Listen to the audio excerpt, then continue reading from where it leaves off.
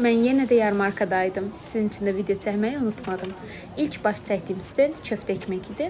Yarmarka illərdə olsa da mən ilk dəfə dadına baxırdım. Dadı normal idi. Daha sonra ən sevdiyim çiğ köftə məkanı Atabeydən Big Dürüm özdə Doritoslu əldə elədim. Çox ləzzətli, qiyməti 7 manat 50 qəpik. Mən yeni şeylər dadmağı sevirəm. Ona görə bu dəfə də bunu daddım. Bunun adı səhvləmirəmsə manduydu. Dadı elə idi ki, necə izah edeyim bilmirəm, amma xəmiri sərt düşbərə deyə bilərik. Mən heç bəyənmədim, mənim zövqümcə deyildi. Daha sonra TikTokda viral olan çubuq toyuqları daddım. Onu da heç bəyənə bilmədim, çünki toyuğun dadından əsər əlamət yox idi. Baharatın dadı o qədər gəlirdi ki, düzü ürəyimi vurdu. Amma sonda necə deyərlər, mədəmiz bayram elədi. Bu bananlı şirniyyat o qədər dadlı idi. Hətta Nutella ilə banan almışam ki, özüm də evdə hazırlayım.